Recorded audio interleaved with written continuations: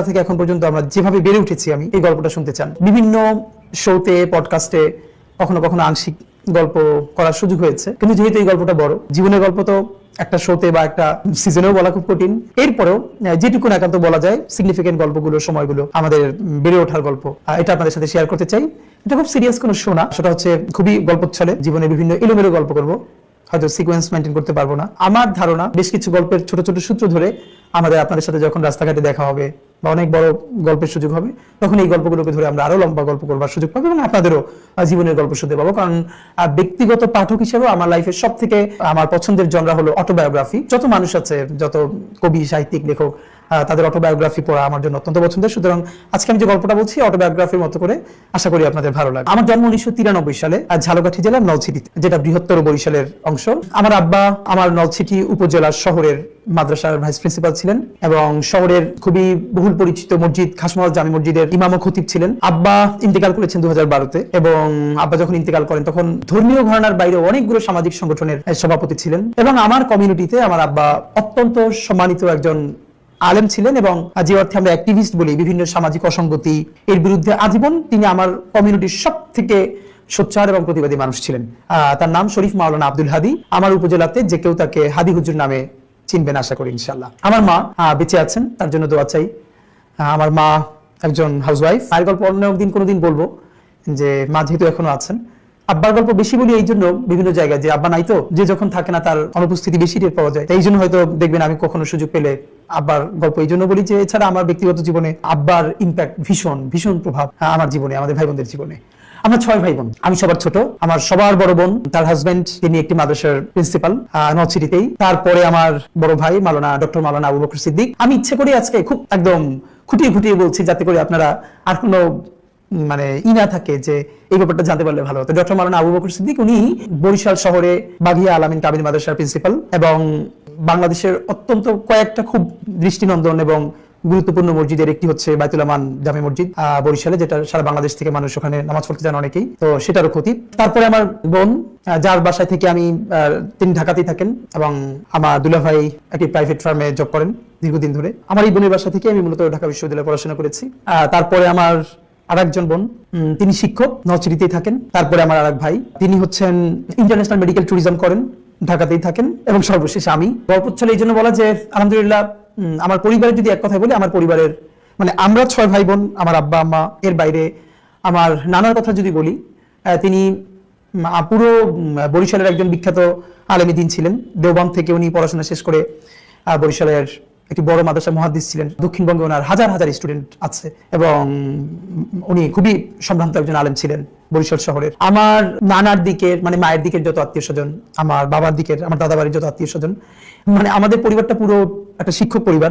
এই জন্য বলা যে আমার আমরা 6 ভাই বোন, আমার আব্বা, তারপরে আমার দুলা ভাইয়েরা, এরা তো ম্যাক্সিমামই টিচারের বাইরেও আমার চাচা, ফুপা, এদের প্রায় সবাই শিক্ষক।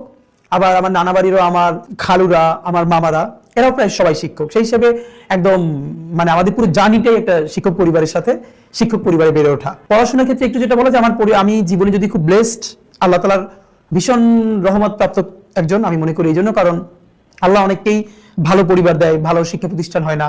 আবার ভালো পরিবার এবং শিক্ষা প্রতিষ্ঠান হয়, অনেকের জীবনে খুব ভালো বন্ধু হয় না। আমি সম্ভবত আল্লাহর সেই সব রহমত প্রাপ্ত বান্দাদের একজন, যার প্যারালালি আমি জীবনের শ্রেষ্ঠ 3টা জিনিস পেয়েছি। প্রথমত আমার পরিবার। এই জন্য বলা যে শুধু পরিবার না, যে আমার আজকের যে গ্রুমিং, আজকের যে বেড়ে ওঠা, এর বুনিয়াদটা পরিবারে, শুধু পরিবারে না, চর্চাটা ভীষণ ভাবে। এরপরে আমার শিক্ষা প্রতিষ্ঠান, যেটা নিয়ে একটু পরে লম্বা গল্প করব। এর সাথে আমি যাদের কথা আজকে বলতে চাই, আমার বন্ধুরা। সেই ছোটবেলা থেকে আজ পর্যন্ত আমি এত ভালো বন্ধু জীবনে পেয়েছি, যারা এখন অনেকে সারা বাংলাদেশে অনেকে ইউনিভার্সিটির টিচার, ডাক্তার, ইঞ্জিনিয়ার, বিভিন্ন জায়গায় অনেকে চাকরি বাকরি করছেন, যে যার জায়গায় খুব বেশি দেশের জন্য কন্ট্রিবিউট করছেন। তো আমার বন্ধুরা, এবং ছোটবেলা থেকে আজ পর্যন্ত যারা আমাকে ভীষণ ভীষণ ভীষণ ভালোবাসে, সাপোর্ট করে। তো যেটা আমার জীবনের সব থেকে বড় আনন্দের, আমরা বিশেষ করে ভাই বোন, আমরা 6 ভাই বোনের মধ্যে 4 ভাই বোনই হোস্টেলে থেকে পড়াশোনা করেছি। আমারটা একটু পরে বলছি। আমার বড় ভাই, তিনি একই সাথে মাদ্রাসা থেকে কামিল পাস করে বোর্ড স্টান করেছেন প্রতিবারে। তারপরে কুষ্টিয়া ইসলামী বিশ্ববিদ্যালয় থেকেও আবার পড়াশোনা শেষ করেছেন এবং ওখান থেকে পিএইচডি শেষ করেছেন। এবং তিনি অনার্স মাস্টার্সে ফার্স্ট ক্লাস ফার্স্ট হয়ে রাষ্ট্রপতির কাছ থেকে স্বর্ণপদক প্রাপ্ত হয়েছেন। আমার মেজু ভাই, তিনিও জগন্নাথ বিশ্ববিদ্যালয় থেকে তার ডিপার্টমেন্টে ফার্স্ট ক্লাস ফার্স্ট হয়েছেন এবং ডিনস অ্যাওয়ার্ড পেয়েছেন। আমার ছোট আপু, যে আমার ইমিডিয়েট বড়, সেও আলিম ইন্টার পরীক্ষায় বাংলাদেশের সম্মিলিত মেধা তালিকায় মাদ্রাসা শিক্ষা বোর্ডে মেয়েদের মধ্যে প্রথম স্থান অধিকার করেছিল। আর আমার পড়াশোনাটা হচ্ছে এগুলো এই জন্য বলা যে আমাদের এই জার্নিটা, আমরা ভাই বোন, আমাদের পড়াশোনা আমাদেরকে এভাবে গ্রো করতে সাহায্য করেছে। এই জন্য একদম ঘরের গল্প আপনাদের সাথে করছি, যাতে লম্বা সময় নিয়ে কেউ চাইলে শুনতে পারেন। আমি ক্লাস 1 to 3 আমি আমার নলছিটিতে আব্বার মাদ্রাসায় পড়েছি। 1 to 3 তে পড়বার পরে আমি বাংলাদেশের সেরা হাতে গোনা কয়েকটি মাদ্রাসার একটি হচ্ছে ঝালকাঠি এনএস কামিল মাদ্রাসা, যেটা অনেকে নেসারাবাদ মাদ্রাসা নামে পরিচিত। এটা হচ্ছে আমার জেলা শহরে, আমার বাড়ি উপজেলাতে। তো 3 পরে আমি নেসারাবাদে গিয়ে ভর্তি হই, কারণ তখন আমার বড় ভাই এবং মেজো ভাই দুজনেই নেসারাবাদে পড়ছিলেন। তখন সারা বাংলাদেশের মধ্যে হাতে গোনা 2-1টি মাদ্রাসার মধ্যে নেসারাবাদ মাদ্রাসা ছিল। তা আমি ক্লাস 4 নেসারাবাদে ভর্তি হই। তো তার আগে 1 to 3 ছোট কিছু যে গল্প বলে যাওয়া দরকার। আব্বা মাদ্রাসায় পড়েছি, বাসা থেকে, যেহেতু আমাদের বাসা নলছিটি শহরেই ছিল, একদম মাদ্রাসা থেকে কাছে। আর আব্বা সবার কাছে অত্যন্ত সম্মানিত ব্যক্তি হওয়ার কারণে এবং আমার ভাই বোনরাও সবাই পড়াশোনায় ভালো থাকার কারণে এবং মানে সবাই সমাজে আমাদেরকে ভীষণ ভালোবাসতো, আদর করতো। আমরা ভীষণ স্নেহপ্রিয় বড় হয়েছি পুরো সোসাইটির। তো আমি এখন যে গল্পটা সবচেয়ে আমার জন্য গুরুত্বপূর্ণ, সেটা হলো এই যে অনেকেই জিজ্ঞেস করে যে আমাদের এই যে আজকে পলিটিক্যাল কনসাসনেস এটা গ্রো করলো কিভাবে। আমি এটা অনেকবার বলেছি, বিভিন্ন সাথে আজকেও বলি, যে আমার পলিটিক্যাল গ্রুমিং এর সাথে বিএনপির নামটা ভীষণভাবে জড়িত। নলছিটিতে কুড়িপট্টিতে আমাদের বাসা ছিল, যেটা নদী ভাঙ্গনে আমাদের বাড়িটা ভেঙে গেছে। এটা আমাদের জীবনের বড় ট্র্যাজেডি। কুড়িপট্টিতে আমাদের বাসা থেকে 1 মিনিট দূরত্বে আমাদের উপজেলা বিএনপির অফিস ছিল। এবং আমার খুব মনে আছে যে আমার সাথে বন্ধুরা যখন দিনে খেলাধুলা করতে যেত, অফকোর্স আমিও খেলতে যেতাম, কিন্তু দেখা যাচ্ছে অন্য গল্প বা আড্ডার সময় আমি কম যে আমি বিএনপি অফিসে গিয়ে বসে থাকতাম। বড় ভাইয়েরা, ছাত্র দলের বড় ভাইয়েরা গল্প করতেন, বিভিন্ন পলিটিক্যাল গল্প করতেন, আমি বাসায় বসে সেই গল্প শুনতাম। সুবিধা ছিল যেহেতু আব্বাকে সবাই খুব সম্মান করতো, আমাদের পরিবারের একটা আমাদের প্রতি সবার ভালোবাসা ছিল। তা আমি গেলে সবাই পার্টি অফিসে আদর করতো, বসতে দিত। তো আজকে আমার খুব মনে পড়তেছে যে আমি তো প্রচুর চা খাই। এই কথাটা মানে এখন বলতেছি এই জন্য, আমার সাথে যারা থাকে আপনি জানেন যে প্রচুর চা খাই। তো সেদিনকে কিছুদিন আগে শাহবাগে সকালে গেছি একটা কাজে, দেখি 7 বা 6 একটা মেয়ে ওই স্কুলে যাবে, দাঁড়িয়ে আছে ওখানে গার্ডিয়ানের সাথে। তো মনে হয় সম্ভবত বাস আসতে দেরি করতেছে, স্কুল বাস। ও ওখান থেকে চা কিনে চা খাচ্ছে। আমার দেখে এত শান্তি লাগছে, আমি ওরে গিয়ে বললাম তুমি আর এক কাপ চা খাবা, আমি কিনে দিই, আমার খুব দেখতে ভালো লাগতেছে।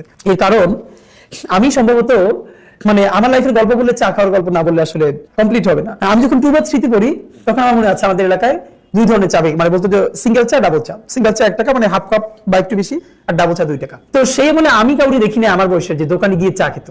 আমি দোকানে যেতাম, ডাবল চা নিতাম এবং পিরিচের উপরে চা ঢেলে পায়ের উপরে পা তুলে তারপরে খেতাম ক্লাস 2 তে 3 তে। বড় আমার দিকে তাকাই দেখতেন, আমার ভীষণ ভালো লাগতো যে আমি দোকানে চা খেতে যাচ্ছি। তো সেই যে চা খাওয়া শুরু, তারপর থেকে তো মানে এখন পর্যন্ত চায়ের উপরে আছি। যে গল্পটা বলা দরকার সেটা হলো যখন 2-3 তে পড়ি বিএনপি অফিসে, তখন বিএনপি বিরোধী দল, সম্ভবত 2000 সন এরকম চলে, 1999, 2000 এরকম। তখন মানে দেশে যে রাজনীতির পরিবেশটা ছিল, এটা আমি এখন খুব আজ করতে পারি এই জন্য, যেহেতু আমার একটা মফস্বল শহরে বেড়ে ওঠা। তখন যখন হরতাল হতো, বিএনপি যখন বিরোধী দল হিসেবে হরতাল ডাকতো, আপনারা আমার ধারণা যখন সেই সময়টা বড় হয়েছেন, মানে আমি যখন আমার শৈশবের কথা বলছি, তখন আপনারা যারা আরো বড়, তখন নিশ্চয়ই এই গল্পগুলো রিলেট করতে পারবেন। আমি তখন মনে আছে যে হরতাল ডাকলে 2টো কাজ হতো। হরতালের আগের দিন সন্ধ্যার পরে আমাদের শহরে মশাল মিছিল হতো বিএনপির পক্ষ থেকে, হরতাল সফল করবার জন্য মশাল মিছিল করা হতো, এবং আগের দিন টেম্পুতে করে মাইকিং করা হতো, আগামীকালকে হরতাল সফল হোক, সফল হোক। আমার 2টা ব্যাপার খুব মনে আছে। একটা হলো আগের দিন যখন মাইকিং করা হতো টেম্পুতে, আগামীকালকে হরতাল সফল হোক, সফল হোক, আমিও বড় ভাইদের সাথে টেম্পুতে উঠে যেতাম এবং আমি তাদের সাথে পাশে বসে মাঝে মধ্যে এরকম বলতাম। তখন আমার বলতো, যখন গ্রামের দিকে যেত, যে তুমিও বলো।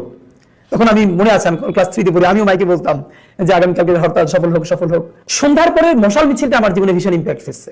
আপনারা জানেন যে আমরা যখন এই সময়টা বড় হয়েছি, মফস্বল শহরের নিয়ম ছিল বিকেলে যেথায় যাই খেলাধুলা করি, মাগরিবের আজানের সাথে সাথে বাসায় ফিরতে হবে। তো মশাল মিছিল যেদিন হবে আমার তো সেই মিছিলে থাকতেই হবে এবং দেখতে হবে। তো বাসায় ফেরা যাবে না এবং না ফিরলে তো অবশ্যই মার খেতে হবে। সেই মাইরের ঝুঁকি নিয়ে আমি বিএনপির অফিসে বসে থাকতাম।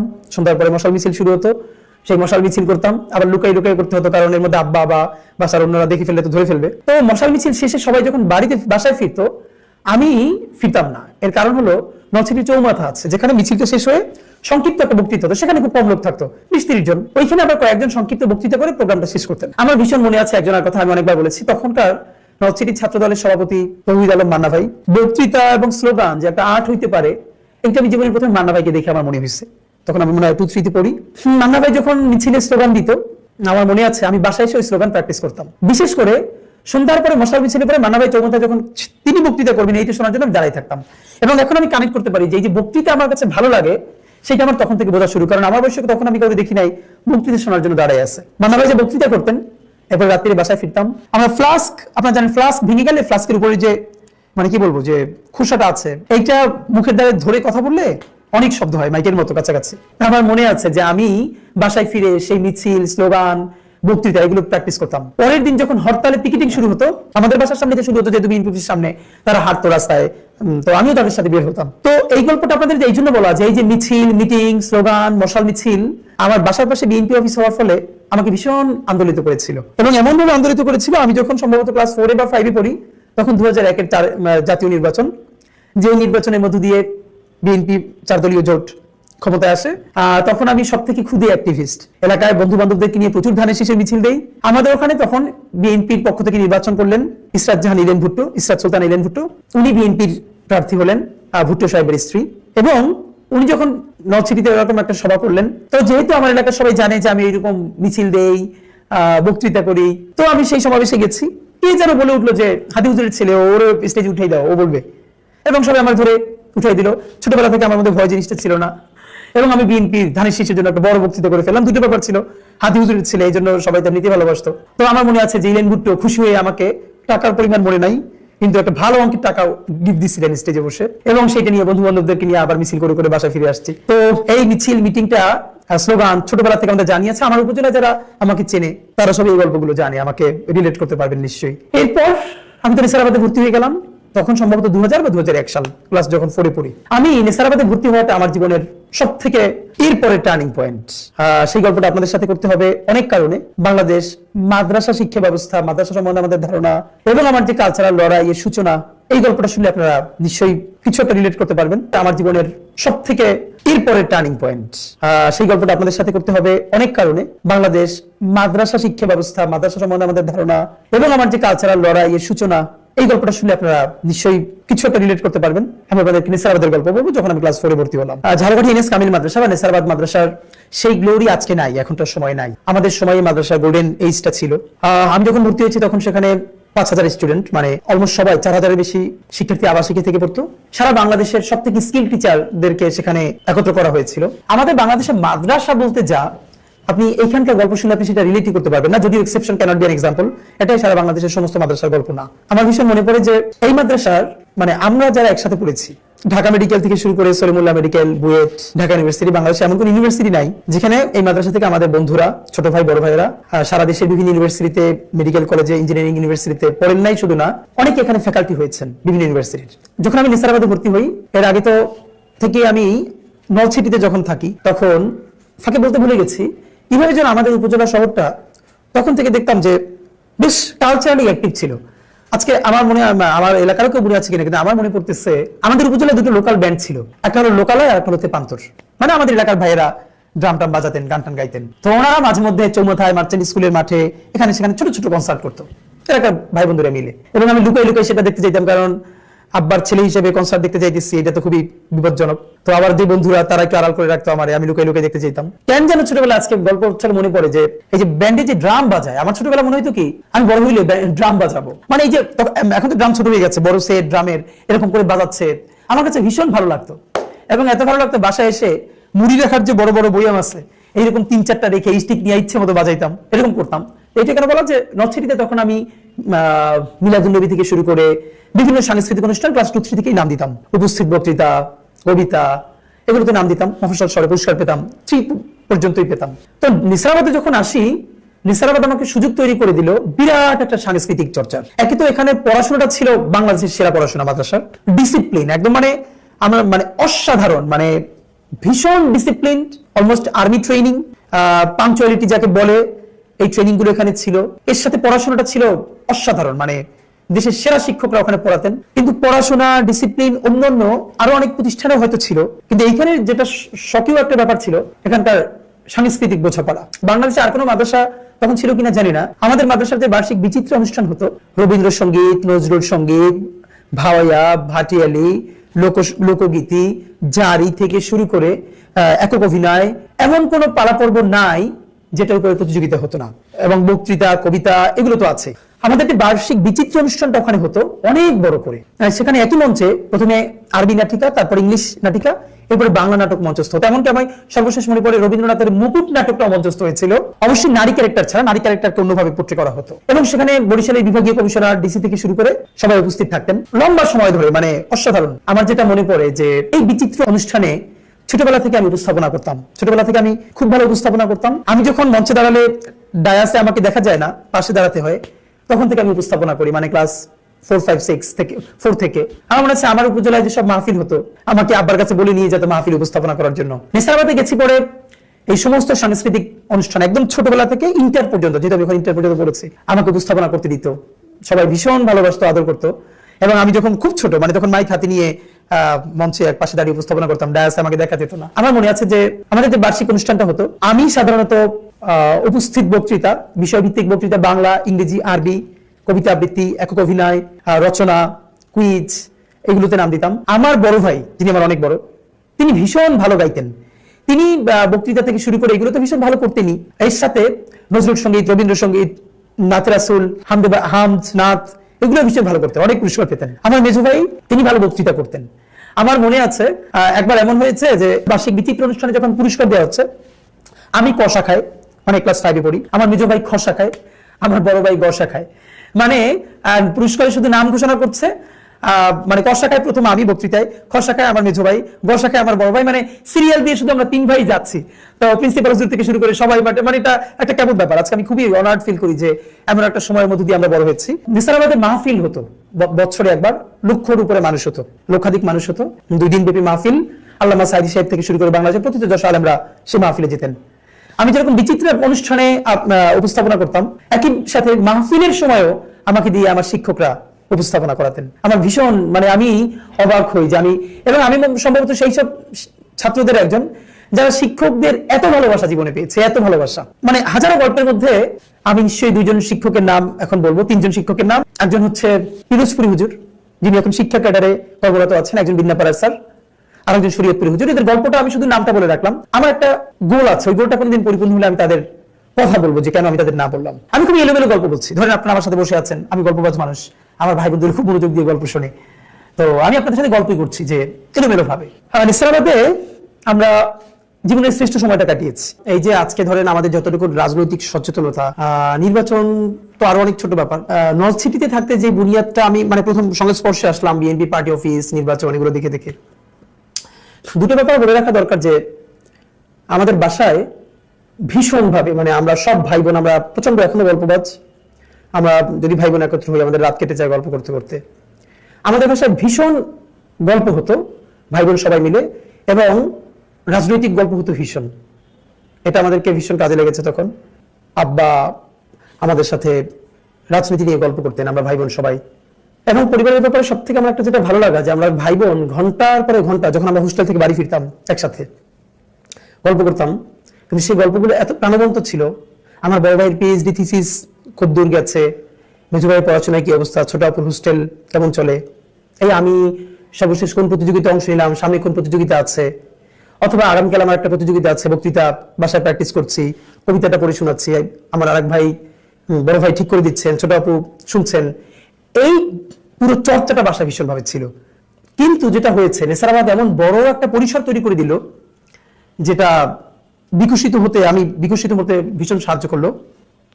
নেসারাবাদে সর্বপ্রথম গিয়ে দেখি সেখানে ছাত্র সংসদ নির্বাচন হয় বিরাট আয়োজনে, 5000 স্টুডেন্ট, ভিপি, প্রভিপি, জিএস, এজিএস, এগুলো।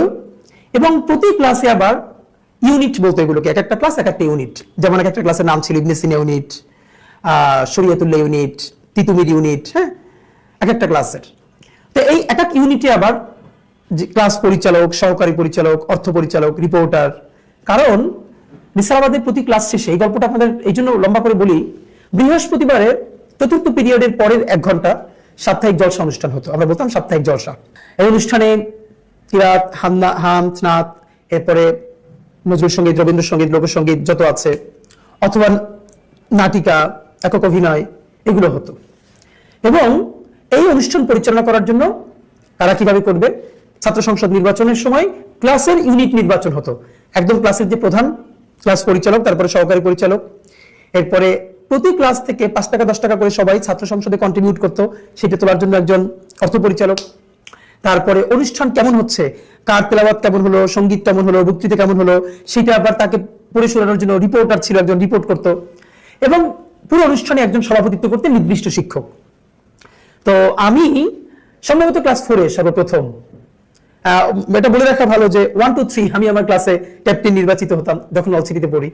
এবং তখন ডিরেক্ট ভোটে, খাতায় কলমে যে ভোট হতো, সেই ভোটে ক্যাপ্টেন নির্বাচন হতো।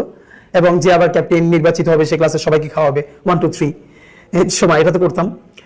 একটু ফাঁকে বলে রাখা ভালো, আব্বার কাছ থেকে আমার আব্বার মধ্যে, মানে আমি আব্বার গল্প শুরু করলে 1 ঘন্টা শেষ হবে না। মানে আমাদের জীবনে আজকে আপনি আমাকে যতটুকু সাহসী মনে করেন বা স্পষ্টবাদিতা বা প্রতিবাদ মুখর, এর সমস্ত গুণ অলমোস্ট আব্বার থেকে পাওয়া। এবং আমরা ভাই বোন মোটামুটি সবাই আব্বার কাছ থেকে কম বেশি ইনফ্লুয়েন্সড হয়েছি। আব্বা আমার কমিউনিটির মধ্যে সব থেকে অন্যায়ের বিরুদ্ধে সোচ্চার, প্রতিবাদী, যাকে আমরা জজবাওয়ালা মানুষ বলতাম। আমাদের পুরো কমিউনিটিতে তাকে জজবাওয়ালা মানুষ, প্রতিবাদী মানুষ হিসেবে জানতেন, শুধু ধর্মীয় ইস্যুতে না, সমস্ত সামাজিক ইস্যুতে। এবং আব্বার মিছিল, আব্বার স্লোগান, স্পষ্টবাদিতা, এগুলো এত বেশি আমাদেরকে আলোড়িত করেছে যে আমরা এখনো বাহির থেকে যেতে পারি না। তো এই জন্য আমাদের ভাই বোন সবার মধ্যে অলমোস্ট এই লিডারশিপ স্কিলটা আমরা পরিবার থেকে পেয়েছি, চর্চাটা ছিল। এবং আমরা ভাই বোন সবাই মোটামুটি কাছাকাছি। আমি একটু আব্বার এই জায়গাটা বেশি পেয়েছি, কিন্তু মোটামুটি সব ভাই বোন আমরা কাছাকাছি চরিত্রের, আব্বার এই জিনিসটা আমরা পেয়েছি। তো নিসারাবাদে ক্লাস 4-এ সর্বপ্রথম ছাত্র সংসদ নির্বাচনের সময় আমি ক্লাস পরিচালক, ইউনিটের পরিচালক নির্বাচিত হই ডিরেক্ট ভোটে। প্রত্যেকটা মানে প্রতি মাসে ছাত্র সংসদে সকল ক্লাস, মানে যে ইউনিট ক্লাসগুলো, তাদেরকে নিয়ে ভিপি প্রভিপি জিএসসি জিএস এর বার্ষিক সভা হতো। সেখানে যেই ক্লাস সব থেকে ভালো পারফর্ম করতো, মানে হলো যেই ক্লাস বেশি চাঁদা তুলতে পেরেছে ছাত্র সংসদের জন্য, তাদের জন্য একটা পুরস্কার। তারপরে যাদের সাপ্তাহিক জলসা অনুষ্ঠানটা সব থেকে ভালো হয়, তাদের জন্য একটা পুরস্কার। আমার মনে আছে, আমি মনে হয় একমাত্র যে 4 থেকে শুরু করে সব থেকে বেশিবার শ্রেষ্ঠ পরিচালক নির্বাচিত হতাম ছাত্র সংসদে। ঠিক মতো আমাদের ক্লাস থেকে টাকা তোলা, মানে ছাত্র সংসদ পরিচালনার জন্য চাঁদাটা তুলে দেওয়া, অনুষ্ঠান করা। তো এই অনুষ্ঠানের পরে যেটা সব থেকে ইউনিক ব্যাপার ছিল, আমাদের এই জলসা অনুষ্ঠানের গল্প করছিলাম বৃহস্পতিবার। অনুষ্ঠানের পরে সব ক্লাস থেকে একটা মিছিল বের হতো। আপনার আমাদের ক্যাম্পাসটা অনেক বড় ক্যাম্পাস, আপনারা গেলে দেখবেন ঝালকাঠিতে। ক্লাস শেষে একটা মিছিল বের হতো, নির্দিষ্ট ভালো ভালো স্লোগান ছিল। এবং এই মিছিলটা আমার মনিটর করা হতো, কাদের মিছিল সুন্দর হচ্ছে। পুরো বছর জুড়ে মাদ্রাসা থেকে শ্রেষ্ঠ ক্লাস একটা পুরস্কার দেওয়া হতো। এর মধ্যে কি কি থাকতো, কোন ক্লাসের স্টুডেন্টরা শতভাগ ইউনিফর্ম মেনটেন করে আসতো, তারপরে কাদের জলসা অনুষ্ঠানটা বেশি ভালো হতো, কাদের মিছিলটা ভালো হতো। আমি যখন ক্লাস পরিচালক ছিলাম, যেহেতু ছোটবেলা থেকে, আমার খুব মনে আছে, যেমন কোন দিন টিচাররা ক্লাস অবজার্ভ করতে আসবেন আমরা তো জানতাম না, হুট করে আসবেন, এসে দেখতে 100 স্টুডেন্টের মধ্যে একজনের টুপিটা, আমাদের সব ছিল সাদা সাদা জামা পাজামা টুপি, সাদা কেটস, হয়তো একজনের রঙিন টুপি, তো মার্কস কাটা যাবে। এইটা যাতে কোনোদিন না হয়, অনেকগুলো সাদা টুপি কিনে এক্সট্রা রাখতাম ক্লাসে, সাদা কেটস কিনে 10-12 জোড়া আমাদের যে বড় প্ল্যাটফর্ম ছিল ক্লাসের নিচে রাখতাম, যাতে কেউ যদি কোনোদিন অন্য জুতো পরে আসে, অন্য টুপি পরে আসে, তো যদি যখনই শুনি যে এরকম টিচাররা চলে আসতেছে, তাড়াতাড়ি যেন তাকে চেঞ্জ করে দেওয়া যায়, এইরকম করতাম। এবং আমার মনে আছে আমরা, মানে আমি ক্লাসে, আমরা যে বছর আমি যে ক্লাসে উঠতাম, ওই বছর ওইটা শ্রেষ্ঠ পুরস্কার পাইতো, শ্রেষ্ঠ ক্লাস। মানে এটা আমাদের জীবনের সেরা গল্প এটা আমার। এবং আমি আপনাদেরকে একটু বলে রাখি, সারা বাংলাদেশে এমন কোনো জেলা নাই, ইন্টার পর্যন্ত, বিশ্ববিদ্যালয় তো বাদ, যেখানে আমার বন্ধু ছিল না। বিকজ আমি যেহেতু যেখানে পড়েছি 5000 স্টুডেন্ট ছিল। তো আমার 10 বছর আগে, 10 বছর পরে, এটা আলহামদুলিল্লাহ গর্ব করে বলছি না, আল্লাহ শুকর, আমার থেকে বেশি সেলিব্রেটেড কোন স্টুডেন্ট নেসারাবাদে ছিল না। মানে আমার 10 বছরের সিনিয়ররা আমার এক নামে চিনতেন, আমার অনেক জুনিয়ররা আমাকে চিনতেন, শুধু না পুরো গ্রামবাসী, যেহেতু ওখানে মানুষ পর্দা করতেন, খালাম্মারা, আন্টিরা। আমি যেহেতু সমস্ত মাহফিল এবং অনুষ্ঠান উপস্থাপনা করতাম, তো আমার কণ্ঠটা সবাই চিনতেন, এটা ওসমানের কণ্ঠ। সেই যখন ছাত্র সংসদ প্রতি মাসে হতো, রিপোর্ট পেশ করতাম, আমি যখন, আমার মনে আছে, আমি আমার ক্লাসের রিপোর্ট নিয়ে দাঁড়াতাম, সবাই খুব মনোযোগ দিয়ে শুনতো যে আমাদের রিপোর্ট কি পড়ছি, শ্রেষ্ঠ পরিচালক নির্বাচিত হতাম। তো এইটার মধ্যে যে গল্পটা মনে পড়ে, যে আমাদের মিছিল, আমি যেহেতু ছোটবেলা থেকে ভালো স্লোগান দিতাম, আমার ভাই, আমরা 3 ভাই, আব্বার কাছ থেকে পাওয়া। এবং আমার গলা, মানে আব্বার গলা আমরা কেউ পাইনি, আব্বার গলা এত ভারী এবং দারাজ কণ্ঠ। আমরা যখন মিছিল দিতাম, আমার ক্লাসের মনে আছে যে আমাদের টিচার যে লাউঞ্জ ছিল মাদ্রাসায়, সব টিচাররা বসতেন, তারা বের হয়ে বারান্দায় এসে দাঁড়াতেন আমাদের মিছিলটা দেখার জন্য। আমি সবসময় মিছিলের উল্টো দিক ঘুরে স্লোগান দিতাম, মানে এত ভালো করে দিতাম যে টিচাররা আমাদের মিছিলটা দেখার জন্য দাঁড়াতো। একটা গল্প মনে খুব পড়ছে, তখন ক্লাস 6-এ পড়ি। 7-এর সাথে আমাদের খুব আড্ডি লড়াই। ক্লাস 7-এর সাথে এই জন্য লড়াই যে দেখা যেত যে পুরো মাদ্রাসায় 5,000 স্টুডেন্টের মধ্যে যে কয়েকজন ভালো পারফর্মার, পুরো প্রতিষ্ঠান সবাইকে চেনে, তার অধিকাংশ আমাদের ক্লাসের। আমি নিজে, আমার বন্ধু মাহমুদ, মিসবা, শফিক, এরকম অনেকজন, মানে পুরো মাদ্রাসা সেলিব্রিটির অন্তত অর্ধেকের বেশি আমরা এক ক্লাসে। এটা ভীষণ একটা মজার ব্যাপার ছিল। তো আমরা একদিন মানে যে জলসার পরে যে মিছিল, আমরা মিছিল নিয়ে যাচ্ছি। তো আমাদের ক্লাসে একটু বয়সে যারা বড়, ওরা ওই দিন ছিল না, তাদের গায়ে একটু শক্তিযুক্তি বেশি। ক্লাস 7-এ যাদের একটু গায়ে শক্তিযুক্তি বেশি ওরা সবাই ছিল। আমরা মিছিল ক্রস করছি, এমন সময় মানে ওরা আমাদের মিছিলের মধ্যে ঢুকে যায় এবং কেউ একজন মানে কলমের ক্যাপ খুলে আমার মাথার মধ্যে এভাবে মেরে দেয় পিছন থেকে। আপনি অনেকে জানেন যে মাথায় প্রথমে মারলে অনেক সময় টের পাওয়া যায় না। আমি তো খুবই ছিলাম যে মিছিল ভেঙে গেছে, এরপরে হুটহাট করে মারামারি হয়ে গেল। তা আমি আমাদের সবাইকে টেনে নিয়ে সামনে চলে গেলাম মিছিল দিতে দিতে। তো আমি যেহেতু উল্টো দিক ঘুরে মিছিল দেই, পিছন থেকে আমাকে কেউ দেখতে পাচ্ছিল না। হঠাৎ একজন অন্য দিক থেকে দৌড়ে এসে আমার পিঠে হাত দিল এবং দেখা গেল পুরো মাথা থেকে রক্ত পড়ে পিঠ ভিজে গেছে, লাল হয়ে গেছে। সেরকম হাত দিয়ে আমার সামনে আনার পরে দেখলাম মানে এরকম কলম মারার পরে পিছন থেকে রক্ত একদম পিঠ লাল হয়ে গেছে, সাদা জামা। এরপর তো মানে একদম যা হওয়ার, সবাই প্রিন্সিপাল হুজুরের কাছে চলে গেছে, এটি করলো। তারপরে ক্লাস 7 আমার পুরো ট্রিটমেন্টের খরচ দিল, সব মিলে টিলে। মানে এটা বলা যে আমাদের কি জানিটা ছিল। আর মাঝে মধ্যে ওরা আমাদের ক্লাসের সামনে ফুলের টপ ভেঙে ফেলতো যাতে আমরা ফার্স্ট না হই। আমরা আবার কান্নাকাটি করে বিচার টিচার দিতাম, কিন্তু আমাদেরকে আটকে যেতে পারতো না, বিকজ ওদের কাছে শক্তি বেশি ছিল। কিন্তু পারফরমেন্সের দিক থেকে আমাদের ক্লাসের পারফরমেন্স অনেক বেশি ছিল। এরকম করে করে করে করে 9-10 পর্যন্ত দাখিল পরীক্ষা দিয়ে ফেললাম। মানে অসাধারণ। আমি নিসার আহমেদের গল্প বলতে শুরু করলে ফাঁকে একটা অসাধারণ গল্প আপনাদেরকে বলি নাই, মনে পড়ছে কেবল। ক্লাস যখন 8-এ পড়ি তখন মনে হলো একটা পত্রিকা বের করবো, মাসিক পত্রিকা। মাথায় ঘুরপাক খেলো, পুরো ক্যাম্পাস জুড়ে লিখে লিখে। এর আগে আমরা প্রচুর দেয়ালিকা বের করতাম, অনেক সুন্দর করে দেয়ালিকা বের করতাম, সেই দেয়ালিকার মনোক উন্মোচন করতাম। আর আমি ছোটবেলা থেকে যেহেতু পুরো মাদ্রাসায় পরিচিত, প্রিন্সিপাল হুজুর থেকে শুরু করে ডিসি, এসপি বা বিভাগীয় কমিশনাররাও আমাকে চিনতেন প্রোগ্রামের কারণে। তো একটা পত্রিকা বের করবো, উদ্যোগ নিলাম, লেখা সংগ্রহ করলাম এবং এইটি বসে প্রথম একটা মাসিক পত্রিকা প্রিন্টেড, মনে আছে, নবজাগরণ, আমি সম্পাদক হলাম এবং বের করলাম। 3টে সংখ্যা বেরও করতে পেরেছিলাম। একটা সংখ্যা মনে এখন আমার কাছে আছে, যে 3টে সংখ্যা এবং প্রিন্টেড নবজাগরণ নামে। এখানে কবিতা, গল্প এসব থাকতো। তো দাখিল পর্যন্ত আমাদের একটা জার্নি। এরকম তো সারা জীবন মানে অসাধারণ লাইফ আমরা লিড করলাম নেসারাবাদে। এর সাথে সেরা পড়াশোনাটা নেসারাবাদে আমি প্রথম দেখলাম যে আসরের পরে আমাদের কোনদিন ইংলিশ বিভাগ, কোনদিন আরবি বিভাগের মাঠে বসে প্রোগ্রাম হতো।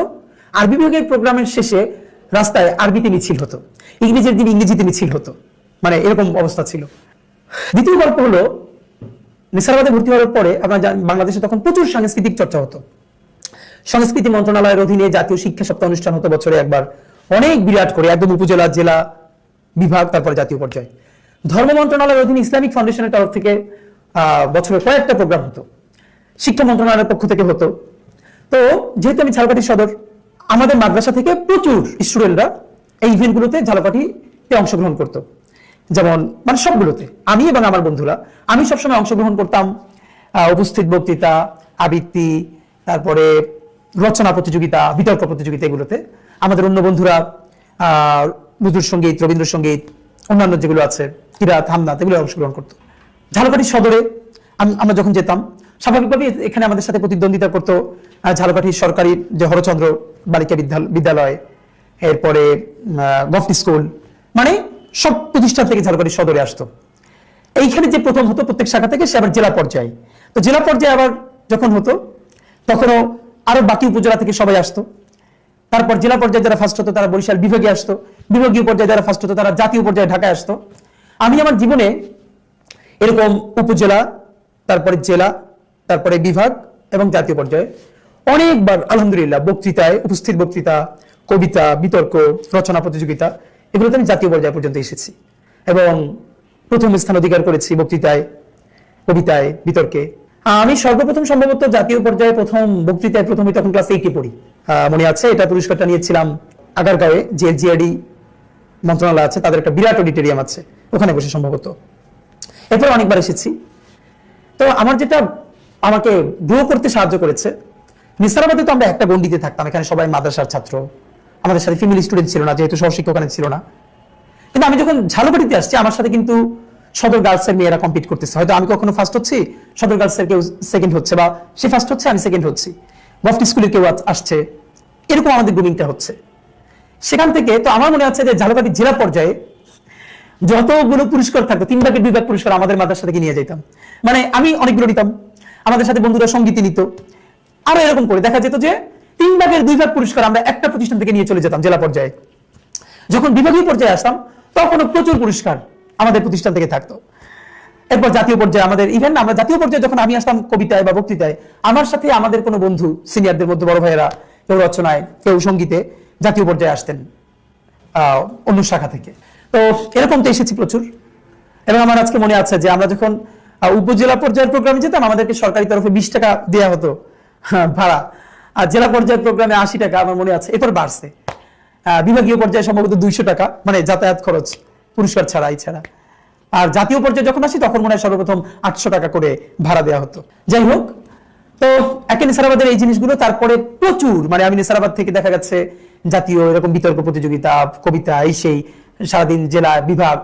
তো আমি যেটা হয়েছে, আমি মাদ্রাসার বাহিরে এই প্রচুর প্রতিযোগিতা অংশগ্রহণ করবার ফলে জাতীয় অনেক মানুষের সাথে আমার পরিচয় ঘটে। বিশেষ করে যারা বিচারক ছিলেন, উনি ম্যাডাম আবৃত্তির বিচারক ছিলেন বা বক্তৃতার বিচারক ছিলেন। প্রোগ্রামের শেষে তিনি আমাকে ডেকে বলতেন যে আমার নাম্বার নাও, আমার সাথে যোগাযোগ করো। আমার মনে আছে বিভাগীয় পর্যায়ে ফার্স্ট হওয়ার পর আমার ছোট আপু আমার সাথে গেছে। আমাকে না পেয়ে যিনি একজন বিচারক ছিলেন তিনি আমার বোনকে পেয়ে বলেছিলেন যে ওকে খুব ভালো গ্রুমিং করতে হবে, ও ইনশাআল্লাহ বড় হলে ভালো করবে। এরকম বিচারকরাও পরে ডেকে আদর করতেন, আবার তাদের কাছে গিয়ে শিখতাম। এই জার্নিটা তো ছিলই, সাংস্কৃতিক জার্নিটা। তার সাথে খুব ভালো পড়াশোনাটা নেসারাবাদের ছিল, কখনো ফার্স্ট, সেকেন্ড, ফোর্থ, ফিফথ ভালো শিক্ষার্থীদের মধ্যে ছিলাম। আমার তরফে কোনো সময় ফার্স্ট হওয়া লাগবে এই তাড়নাটা ছিল না, আমার আব্বারও ছিল না, যদিও আমার অন্য ভাইয়েরা বোনেরা সবসময় ফার্স্ট ছিলেন। আমিও কখনো ফার্স্ট হয়ে গেছি, সেকেন্ড হয়েছি, প্রথম 5-এর মধ্যে সবসময় থাকতাম ঘুরে ফিরে। কিন্তু আমার আজকে নাম বলতেছি না, খুব যেমন এমন একবার হয়েছিল যে আমি টেস্টে যখন ফার্স্ট হই দাখিল এসএসসিতে, আমার সাথে যে বন্ধু ছিল ফার্স্ট ও সেকেন্ড হয়ে গেল। মানে ওর আব্বা ওর সাথে এত রাগ করলো, লিটারালি মানে ও আমার সাথে কথা বলা বন্ধ করে দিল। আমার আব্বার তরফে, এই গল্প আরো পরে বলবো যদি সুযোগ হয়। আমার আব্বার ব্যাপারে আমার মায়ের একটা অভিযোগ সারা জীবন, তিনি তার কোনো ছেলে মেয়েকে জীবনে পড়তে বলেন না, জীবনে পড়তে বলেন না। তার ফিলোসফি হলে পড়তে আবার বলতে হবে কেন, তুমি নিজেই পড়বে, তিনি পড়তে বলবেন না। বরং আব্বা আজীবন যেটা বলতেন, কম কম পড়বা। যেমন আব্বার আজীবন কথা ছিল আসর থেকে মাগরিব পড়া যাবে না, বাইরে হাঁটতে হবে, খেলতে হবে, রাত্রি 10টার পরে জাগা যাবে না, পড়াশোনা করা যাবে না। আব্বা যখন নলছিটি থেকে নেসারাবাদে আমাদেরকে দেখতে যাইতেন, আমার বন্ধুরা খুব মজা পাইতো এই জন্য যে সবার গার্ডিয়ানরা যখন যেত সবাই বলতো এই ভালো করে পড়াশোনা করো, বেশি বেশি পড়ো। আব্বা বলতো কি কম কম পড়বা, আসরের পর পড়বা না, রাত্রি 10টার পর পড়বা না। এটা সবাই শুনে খুব মজা পেত। কখনো ফার্স্ট হয়ে গেছি এমনও হয়েছে, আমার মনে আছে আজকে এই গল্পটা, সম্ভবত ইন্টারে। আমি ছোটবেলা থেকে ল্যাঙ্গুয়েজ মানে আরবি, ইংলিশ এগুলোর প্রতি আমার এক ধরনের ন্যাচারাল ইনক্লিনেশন আছে, শিখতে ভালো লাগে এবং আমি ভালো করতাম। যে কোনো ধরনের ল্যাঙ্গুয়েজ শেখার প্রতি আমার ভীষণ আগ্রহ। তো স্বাভাবিকভাবে আরবিতে ভালো ছিলাম, ইংলিশে ভালো ছিলাম। ইন্টারে টেস্টের সময় সম্ভবত, মানে আমি একদমই পড়াশোনা করলাম না, এবং তখন প্রচুর ইংলিশ নিয়ে সময় দিচ্ছিলাম, কারণ এসএসসির পরে আমি ঢাকায় এসে ইংলিশে কোচিং করেছি। এখানে খুব ভালো করার কারণে ইংলিশে এত বেশি ইনভলভ হয়েছি, অন্য পড়া কিছু পড়তামই না। তো পেয়েছিলাম হলো টেস্ট পরীক্ষায় 10 না 12, মানে 1 ঘন্টা বসে কিছু একটা লিখে চলে আসছি, আর দেই নাই। এটাও পুরো মাদ্রাসার একটা বিরাট গসিপ হয়ে গেল, মানে আমি কিভাবে 10 পাই, মানে এখন আমার নিয়ে টিচারটা কি করবে। পরে টেস্টে তো ফর্ম ফিল আপ করলাম, বাট আমার একটা হিসাব ছিল যে দরজা বন্ধ করে 2 মাস পড়লে এমনিতেই ভালো করবো ইনশাল্লাহ। এবং হ্যাঁ, এটাই হয়েছিল। যে কারণ আমি মনে আছে যে আমাদের যখন আমি ইন্টারে ফার্স্ট ইয়ার থেকে আমাদের যে হিস্ট্রি এবং সিভিক্স, ইতিহাস এবং পৌরনীতি, আমি তখনই ইংলিশে লিখতাম, বাংলায় লিখতাম না, এবং আমার টিচাররা খুবই খুশি হতো। তো এই গল্পগুলো এমনিতে বলা যায় আমাদের ওইখানে যে গ্রুমিংটা ছিল। এসএসসি পরীক্ষা দেওয়ার পরে আমি ঢাকায় আসি, সাইফুসে ইংলিশ স্পোকেন, ফনেটিক্স, প্রেজেন্টেশন এগুলোর উপরে কোচিং করি। এবং তখন সাইফুস খুব নাম করা, সারা ঢাকার সমস্ত ব্রাঞ্চ মিলে ওদের একটা কম্পিটিশন হলো, ডিবেট কম্পিটিশন সর্বশেষ, মৌচক এবং পান্থপথ। এবং কিভাবে যেন হতে হতে হতে হতে মানে আমি যাদের সাথে ছিলাম আমার টিমে, মৌচক এবং 3 জন ছিল, ভিক্টর স্যার, একজন আইডিএল এর, আর আমি একমাত্র হুজুর। তখন পান্থপথের সাথে ডিবেট হলো এবং আমাদের টিম উইন করলো এবং আমি বেস্ট স্পিকার হলাম। এটা আমার জীবনের খুবই একটা দারুণ গল্প, যে তখন আমি জামা পাজামা টুপি পরি। সবাই ভেবেছিল এসএসসির পরে আমি ঢাকায় কলেজে ভর্তি হয়ে যাব, আর ঝালকাঠিতে ব্যাক করবো না। আমাদের যিনি ফনেটিক্সের ক্লাস নিতেন, তিনি ঢাকা বিশ্ববিদ্যালয়ের ইংলিশের শিক্ষক ছিলেন, আলিফ স্যার, মনে আছে। তো উনি যখন জিজ্ঞাসা করলাম না আমি আবার কি মাদ্রাসায় ভর্তি হবো, উনি বললো, খুব একটু আপসেট হলো যে কেন তুমি, মানে সবাই প্রত্যাশা করেছিলেন যে আমি যেহেতু পরে ঢাকা বিশ্ববিদ্যালয়ে পড়তে চাই, তাহলে আমাদের একটা কলেজে ভর্তি হওয়াই ভালো। কিন্তু আমার মনে আছে আমি উত্তর দিয়েছিলাম যে আমার বন্ধুরা যারা এখন এখানে ফিকারুন্নেসার আছে অথবা নটরডেমে ভর্তি হবে, হলি ক্রসে ভর্তি হবে, যারা একসাথে কোচিং করেছে, ওরা সবাই ভালো ইংলিশ জানে, বাংলা জানে, কিন্তু আরবি তো জানে না। আমার ভালো লাগার ব্যাপার হলো আমি তো ইংলিশটাও জানি ওদের মতো করে মোটামুটি, মাশাআল্লাহ, বাংলাটাও জানি, কিন্তু আমি যে আরবিটা শিখছি এটা যে আরেকটা এফিসিয়েন্সি আমার মধ্যে আছে, এইটা তো ওদের নাই। সুতরাং আমি এটা আরো গ্রো করতে চাই। এইটা শুনে উনি খুব খুশি হয়েছিলেন। আবার ব্যাক করলাম এসএসসির পরে আলিমের এসারাবাদে আবার ভর্তি হলাম। আলিমকে আমি পড়াশোনা করিনি, একদম একাডেমিক পড়াশোনা। আমি প্রচুর ইংলিশ ফনেটিক্স নিয়ে সময় দিলাম। সময় পেলে ঢাকায় চলে আসতাম, আমার সেই টিচারদের সাথে ক্লাস করতাম। এবং ইন্টার সেকেন্ড ইয়ারে লাকিলি ঝালকাঠিতে ঢাকা থেকে একটা প্রতিষ্ঠান গেল, স্যাঙ্গুইন ল্যাঙ্গুয়েজ ক্লাব, তারা স্পোকেন ফনেটিক্স শেখাবে এবং তারা টিচার নিবে। আমিও কৌতূহলবশত অ্যাপ্লাই করলাম এবং মানে তখন ভালো ইংলিশ বলতাম, তারা আমাকে টিচার হিসেবে মানে নিয়ে নিল। আমি তখন ইন্টারে পড়ি, আমার মনে আছে। এবং সেখানে যারা ভর্তি হয়েছে পরে স্পোকেন ফনেটিক্সে, সবাই ইন্টারের চেয়ে, মানে কেউ বরিশাল বিএম কলেজে অনার্স পড়ে, মাস্টার্স পড়ে। তো সেখানে স্টুডেন্ট, আর আমি ইন্টারে পড়ি, কিন্তু আমি তখন তাদেরকে ট্রেন আপ করাচ্ছি। এটা আমার জীবনের একটা বিরাট গল্প। স্যাঙ্গুইন ল্যাঙ্গুয়েজ ক্লাব আমার জীবনের বিরাট অংশ। এটা ঝালকাঠিতে যারা আছেন তারা নিশ্চয়ই মনে করতে পারবেন। এবং আমি স্যাঙ্গুইনের সাথে সেই ইন্টার থেকে শুরু করে আমি ঢাকা বিশ্ববিদ্যালয়ে যতদিন পড়েছি ততদিন পর্যন্ত বছরে একবার গিয়ে স্যাঙ্গুইন ল্যাঙ্গুয়েজ ক্লাবে, বছরে একদিন 7 দিন আমি একবার গিয়ে 7 দিন সেখানকার টিচার্স ট্রেনিং করাতাম। এই সম্পর্কটা আমি ধরে রেখেছিলাম, কারণ ওটা আমার প্রফেশনাল জার্নি শুরু। আরেকটা মজার ব্যাপার হলো আমার লাইফের প্রথম প্রফেশনালি, মানে আমার স্টুডেন্ট হলো আমার বন্ধুরা। যখন ইন্টারে পড়ি আমাদের 1 মাস ছুটি দিল রোজার মাসে। আমি যেহেতু আলহামদুলিল্লাহ ইংলিশে ভালো, আমার সব বন্ধুরা ধরে বললো 50 জন যে নিসারাবাদে, যে আমরা যেহেতু বাড়ি যাবো না, তুইও থাক, আমাদেরকে ইংলিশ পড়ায়, স্পোকেনটা পড়া। এবং আমরা সেটা শুরু করলাম।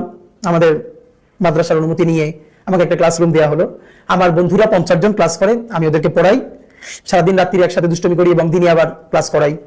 তো 2-1 টিচার তো একটু বাঁকাভাবে নিলেন। এইটাকে চ্যালেঞ্জ আকারে নিয়ে লাইফে আসলে খুব মনে প্রাণে চাইলে না আল্লাহ সহজ করে দেন। এটা প্রথম প্রমাণটা আমার লাইফে ঘটলো তখন। রোজার মাস, আমার 2-3 জন টিচার তারা একটু এটা ভালোভাবে নিলেন না, বাকিরা সবাই ভীষণ সাপোর্ট করলেন। তা আমি এত চ্যালেঞ্জ আকারে নিলাম যে আমি এইখান থেকে একটা আউটপুট দেখাতে চাই যে আমরা কি করলাম। আগে দিনে ক্লাস করতাম 10টা থেকে 1টা, এরপরে বাড়ালাম বিকালেও 3টা থেকে আসর, এরপর ইফতার। শেষের সপ্তাহ শুরু করলাম যে তারাবির পরে রাত্রি 11টা থেকে ক্লাস শুরু করে অলমোস্ট 1টা-2টা পর্যন্ত। আমি তখন শারীরিকভাবে ভীষণ অসুস্থ, কিন্তু আপনি যখন ভীষণ মনে প্রাণে কিছু চাইবেন এবং করতে চাইবেন, আল্লাহ ওই শক্তি দিয়ে দেয়। আমার মনে আছে পুরো রোজার মাস আমি এত অসুস্থ, সকালে ক্লাস করে, বিকেলে ক্লাস করে, রাত্রিরে ক্লাস করে, আমি একা, আমার বন্ধুরা আমার সাথে ক্লাস করে, বিকজ আমি চাচ্ছিলাম যাবার আগে একটা প্রোগ্রাম দিব এবং সেখানে আমি এই জিনিসগুলো পারফর্ম করাতে চাই আমার বন্ধুদেরকে দিয়ে, সব টিচারদেরকে দাওয়াত দিয়া। এবং আলহামদুলিল্লাহ 25শে রমজান যখন শেষ করলাম, আমাদের অনেক টিচারদেরকে দাওয়াত দিলাম সমাপনী অনুষ্ঠানে। 8 থেকে 10 জন আমরা স্পিকার, আমাদের যারা আমাদের বন্ধুরা ক্লাস করলো, তারা সেখানে ইংলিশে প্রেজেন্টেশন দিল। মানে গ্রেট।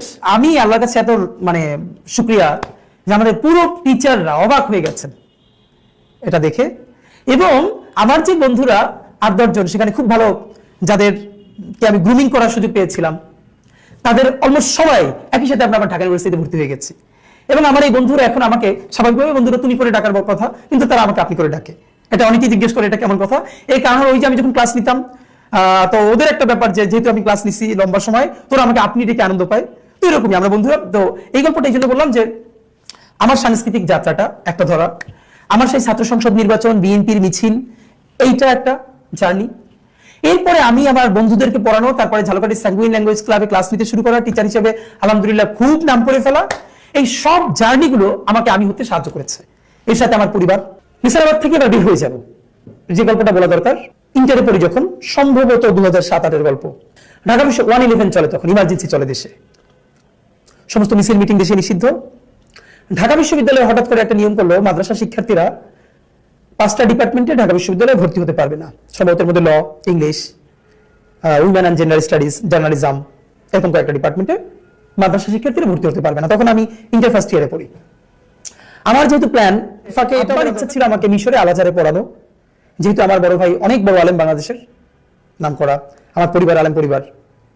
আমার ইচ্ছা ছিল একটা সময়, কিন্তু আমি ঢাকায় যখন কোচিং করতে আসি, কোচিং করবার পরে আমার চিন্তাটা বদলায় যে না, আমি ঢাকা বিশ্ববিদ্যালয়ে পড়বো।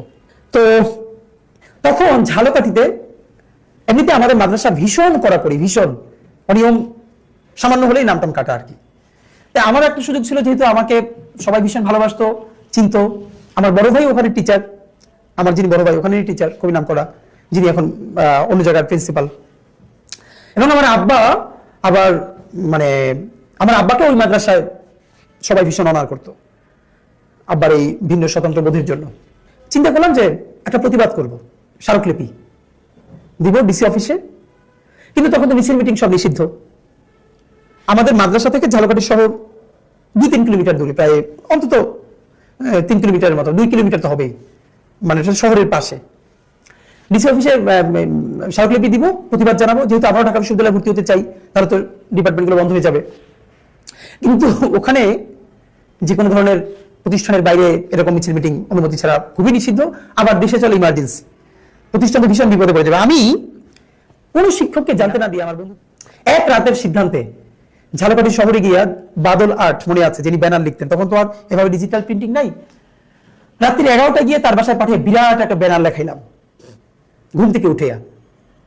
অন্য বন্ধুদেরকে আমাদের যে বোর্ডিং ছিল আশপাশ থেকে বাঁশ কেটে কেটে প্ল্যাকার্ড, তারপরে ঝালকাঠি শহর থেকে এরকম কাগজ কিনে এনে সারা রাত গোপনে প্ল্যাকার্ড লেখাইলাম, ব্যানার করে আনলাম, সবাই সংঘবদ্ধ করলাম যে সেদিন হলো বৃহস্পতিবার, ক্লাস একটু আগে ছুটি হয়ে যাবে জলসা অনুষ্ঠানের পরে, বের হয়ে আমরা মসজিদের সামনে থেকে মিছিল শুরু করে দিব। মিছিল শুরু করলে তো আমাদেরকে আটকাতে পারবে না, আমরা মিছিল করে ফেলবো, তারপর যা হয় হোক, সব দায়িত্ব আমার। আগে জানলে তো আটকাই দিবে।